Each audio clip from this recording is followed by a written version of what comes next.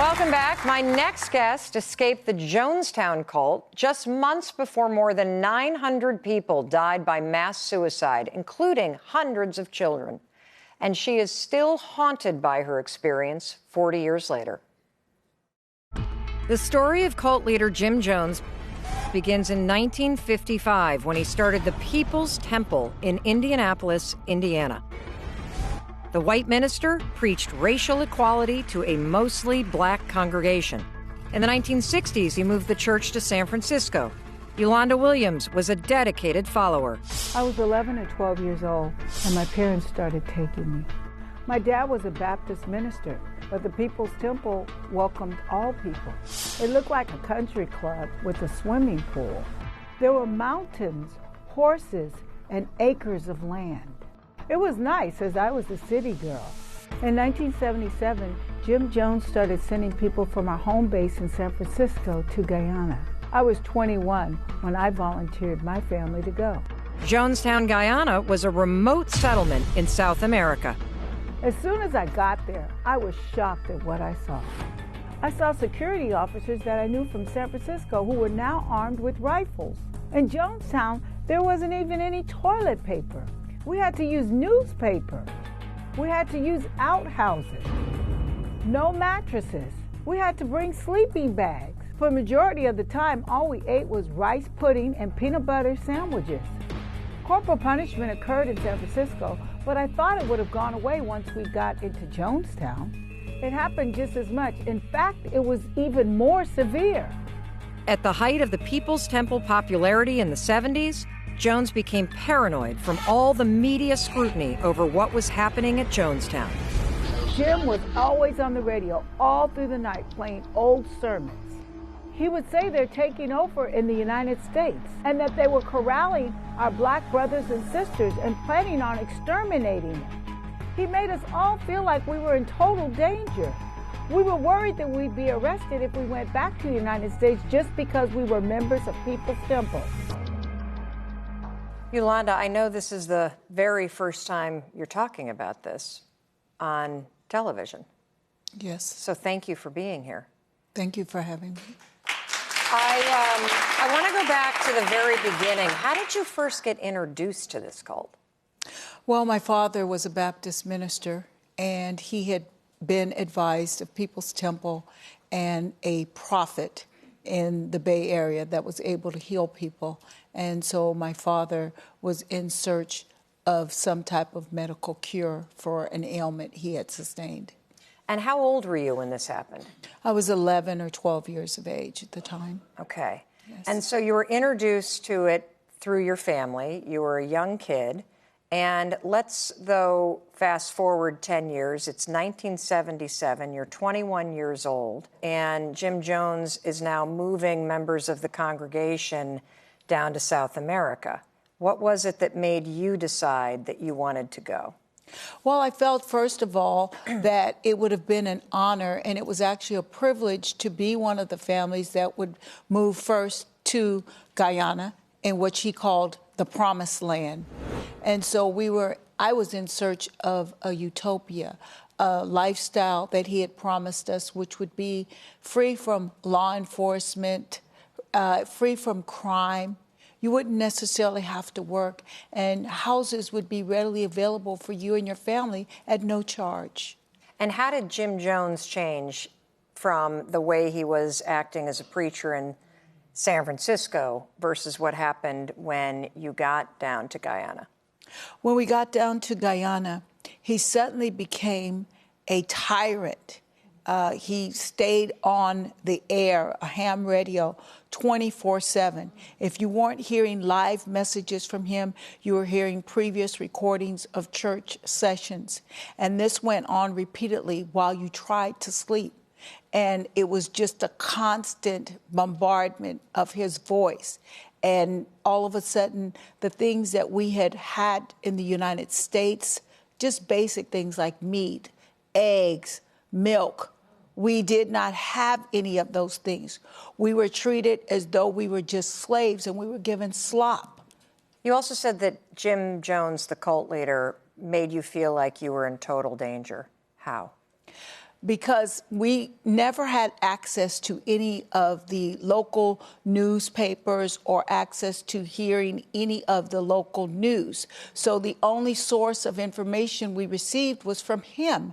And repeatedly, he would tell us that there were armed guards in the United States and that there was danger for those who were black and brown people because they were just going to rile us all up and incarcerate us and put us into something like another form of a concentration camp. And how would you know? Because you've got no access to any information at all. He's Exactly. cut you off from society. Yes. You also said that there was corporal punishment. Yes. Can you describe what you saw? The most severe corporal punishment I saw was there was a 6-foot ditch. And inside of this 6-foot ditch was a young man, and he was being punished. And we were told to stay away from the ditch, do not talk to him. And I asked someone, well, what was he being punished for? And they said because he had attempted to run away from Jonestown. Well, when we come back, we are going to hear about your daring escape. We'll be right back. If you wanted to leave, you couldn't. They would take your passport and cash if you had any. Jim had women dating men at the consulate, so he could know if someone tried to get a new passport. Welcome back. Today we're talking to women who are haunted by the years they spent in a cult. I'm here with Yolanda Williams, who escaped Jim Jones and the Jonestown cult a year before over 900 Americans, including children, drank cyanide-laced Kool-Aid, committing mass suicide. Yolanda, what was the moment that you said, I have to get out of here? When suddenly I realized that there was no escape, no way to get out. And it was at that moment that I said, I have got to use whatever is available to me and take that chance to get free. So how did you plan your escape? It was a very carefully planned escape for me. What I did was I took a chance on, first of all, finding a Guyanese family that had a phone. How did you find them? Randomly knocked on the doors, and then finally I found a Guyanese citizen that had a phone. What did you say? Because weren't you worried you'd get caught? I was terrified that I was going to get caught because he said he always had people monitoring us and watching us. So what I did was when I found this Guyanese family, I just said to them, can I use your phone and make a collect call? And they allowed me to. And I made the call. Who did you call? First, I called a friend.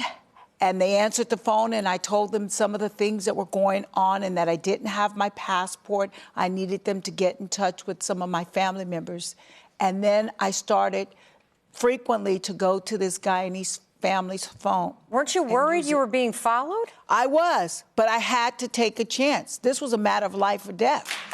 And so how you let your friends know. So how do you actually get out of there? Do they come down and get you? Do you, like, what happens? What I did was, with the money that I had, using it to make these collect calls back to the United States, I told my family members what was going on. I finally was able to reach some of them. Yep. And then I took the ultimate one last chance because I knew he was going to kill us. I felt this in my heart. I wrote a letter, because he kept telling me, you have to write your mother. So in this letter, I told my mother everything that was going on. And I begged her to come to save me if she really loved me and to bring money. Your mother gets it. Yes. And then what happens? She comes down to Georgetown to get me. And it was at that moment that the plan came into effect, where we waited until Jim Jones was in one of his drug-induced states. Was that normal? Did Jim Jones take a lot of drugs? He started to take a lot of drugs over there. Okay. And so when we were able to get to him, my mother, my husband, and I went to him and told him we wanted to leave. He tried to convince us to stay, But we were able to, in his drug-induced state, convince him that if he let us leave, we could be the example family that could prove to all of the press here in the United States that people are free to come and go as they desire. What was it like to leave Jonestown? I tell you, as soon as I went out of the gates, knowing that we were going to go back to the United States, it was the best day in my entire life. Well, there's so much more to this story, and we're going to hear it. Because when the U.S. government started closing in on Jonestown, Jim Jones commanded his followers to drink a deadly cyanide-laced punch. It became known as drinking the Kool-Aid. And we're going to hear more about what you've been dealing with since when we come back.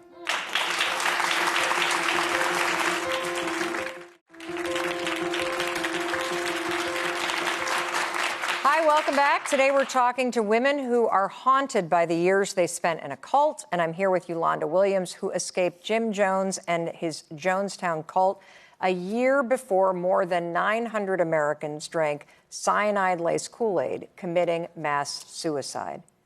So how did you find out about the tragedy that happened on November 18th? I was actually on a phone call with a radio talk show host, and I heard the gunfire, and he said that the lights had gone dark in Jonestown. And I yelled, "It's white night. They're killing themselves." Why did you say white night? What's that?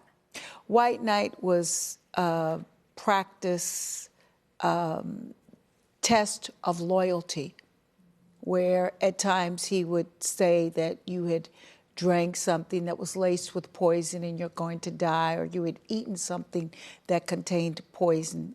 And it was just to see who would be loyal enough to just sit there and endure it, and who would act afraid and run.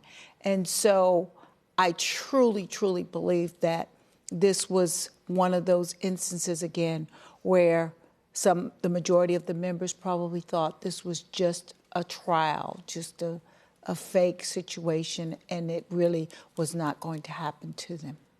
Wow. I mean, the pictures behind us of what they found. Yeah. What's coming up for you right now?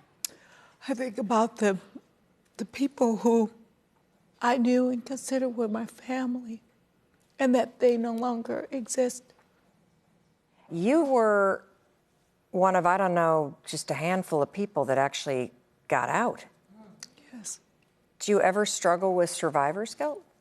I had survivor's guilt all the time, and it especially comes up during the holidays.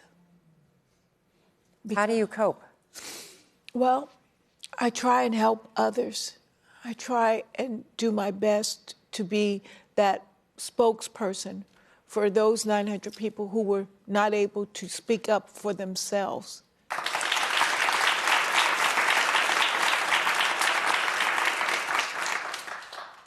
And I would imagine, given how long you were a part of this cult, you had to go through some kind of deprogramming.